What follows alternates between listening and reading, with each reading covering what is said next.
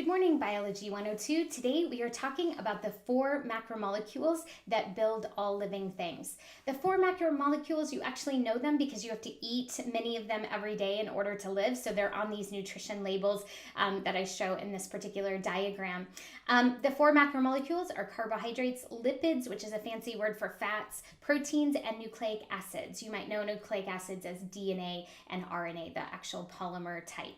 I want to go through first the similarities between all 4 macromolecules, what they have in common. So all 4 macromolecules often share a carbon-based backbone in some piece of their chemical. We say that carbon is the backbone of life, and it has to do with the carbon being the backbone of these macromolecules. And these macromolecules, you can imagine, are kind of like Lego bricks that we can put together in various ways to build a bacteria or a fungus or a tree or a human, right? So all different kinds of living things. All living things are going to use these 4 macromolecules in order to build their structures and life, right? These carbon-based backbones can bond to other things like hydrogen and oxygen, other carbon, nitrogen, and so remember, 96% of all living matter has that CHO&N, those carbon, hydrogen, oxygen, nitrogen elements in it, and so it's quite nice that we can bond and make all different patterns with these very commonly found elements around Earth's surface. All 4 macromolecules have simple repeating units called monomers that then link together into more complicated structures called polymers. Those structures can be sheets and chains. Think about like your body, things like helices and hair and skin, these sheets and fingernails. Those are all different kinds of polymer structures that build up like who you are. Over here, I show this pearl necklace with green pearls on it. So you can imagine each of these pearls being a monomer, and then we're linking them together into more complicated structures called polymers. Now, all 4 macromolecules are built into polymers using a process called dehydration. And dehydration is naming what it is doing. Dehydration means removing water, right? Or losing water. So these macromolecules will have an OH group on one end and H group on the other. If we combine those and remove those, we can remove water and then link one of these green pearls to a larger structure. So this takes shorter monomer pieces and links them into larger polymer structures. So all 4 macromolecules is going to use this process of dehydration in one form or another in order to build these more complicated structures. And then we also break down the 4 macromolecules using a process called hydrolysis. And hydrolysis, again, is naming what it is doing. Hydro means water, lysis means to break. So in this particular reaction, we are actually adding water across a bond. We're going to add an OH and an H group, and then we're going to break a polymer, a big, large structure, into simpler monomer pieces or simpler pieces. So all 4 macromolecules use these reactions to either build them into polymers or break them down into monomers.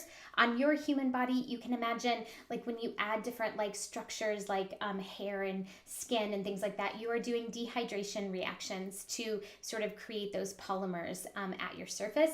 Hydrolysis would be happening inside of your gut, breaking down all of those kinds of things like hamburgers into smaller pieces so that you can then use those smaller pieces to build you. You can't just slap a hamburger on your hand and grow, right? You have to break that hamburger down and then use those pieces to rebuild as a human. And so hydrolysis allows for the gut to break down those foods that we are eating. Now I want to go through all 4 macromolecules and share with you their monomer structure, the polymer structure, and a function for each of those macromolecules. We're going to start with carbohydrates, and on your study sheets there's actually a table that you can fill out with each of these pieces: monomers, polymers, and function, and I want you to know those particular pieces for each. So carbohydrates are made up of a monomer structure called a monosaccharide.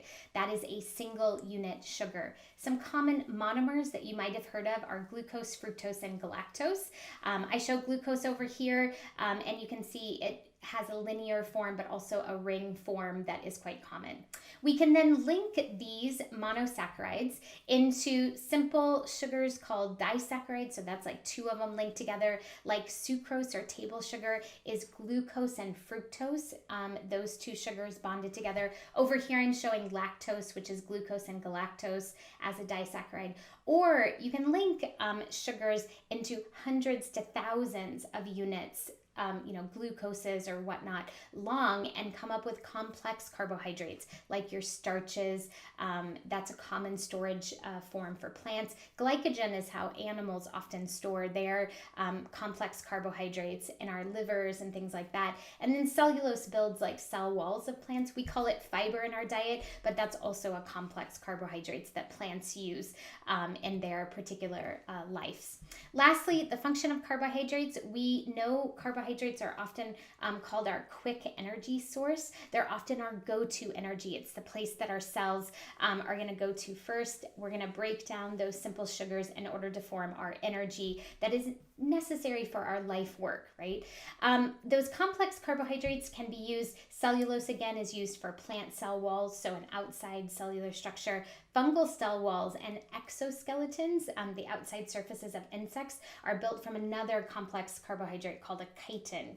And then sometimes carbohydrates can serve as signals inside of our body, telling other cells either what they are, that they belong, that they're self, so they belong to you, or signal other things for like sort of cell-to-cell communication.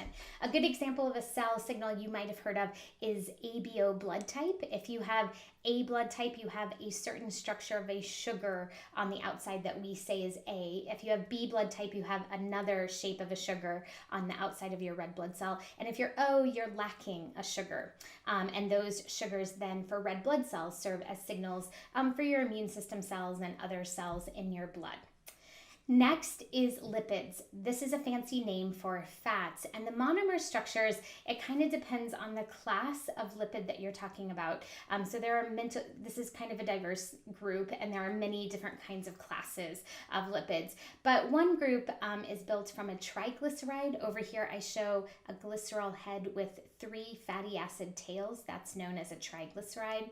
And another sort of group comes from kind of a cholesterol-based chemical with 4 rings. And so that also builds a few sort of polymer structures. So from a triglyceride, that monomer structure, we can build something called a saturated or an unsaturated fat. If we look back at this particular picture of a triglyceride, if you have maximum number of hydrogen on this outside sort of carbon base unit, then you are saturated with hydrogen, and we call you a saturated fat. If you are missing some of these hydrogen, then you are called unsaturated. And every time you're missing a hydrogen, it actually gives a double bond between those carbons, and it actually kinks the tail. And so you get these kinky tails. Saturated fats are kind of a linear structure. They get a bad rap with like cardiovascular surgeons because they can stack, because they're so linear, they can stack so nice and neat in our arteries. Unsaturated fats have these kinky tails. They don't stack as nice and neat. They are often liquids at room temperature. They're things like olive oil, some of those oils. And so they are the preferred, it's what your heart doctor is going to tell you to like eat because they don't stack so nice and neat.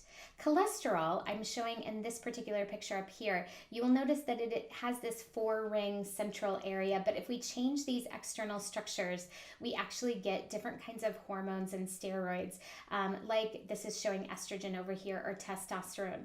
And so cholesterol is something that is used for cellular structure, but also can be used and like kind of changed and altered ever so slightly to build different kinds of steroids and hormones that we see that are commonly used in and around the human body, but in and around all living things. Lastly, the functions of lipid. If carbohydrates are your quick energy sources, usually we say that lipids are your stored or long-term energy. So these are fats and oils that we keep around so that we have energy on tap in case we run out of our carbohydrates. Another big function for lipids is they build these cell membranes. They can also be components in insulation, so blubbers and things like that, to keep our heat consistent, waxes like in our ears, things like that help us.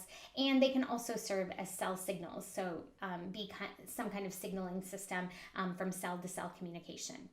Third macromolecule is a protein, and the monomers are called amino acids. There are 20 common amino acids that make up all different living things, plus there's a few rare ones as well. An amino acid has an amine group, this nitrogen group on it, as well as this carboxyl group, and then they are named for their side chains. A lot of amino acids you've probably heard of, like phenylalanine, methionine, something like tryptophan. So you might have heard of those particular sort of amino acids. If we group amino acids together into chains and sheets and circles, all kinds of shapes, then we get something called a polypeptide or a protein. Over here, I'm showing you how this dehydration reaction works. If we pull an OH group from the carboxyl, the COOH group, and an H group from the amine group, then water comes off, and in its place, we can link the carbon to the nitrogen in a peptide bond. And this is how we build our proteins into sort of more complicated structures. Lastly, the functions of proteins.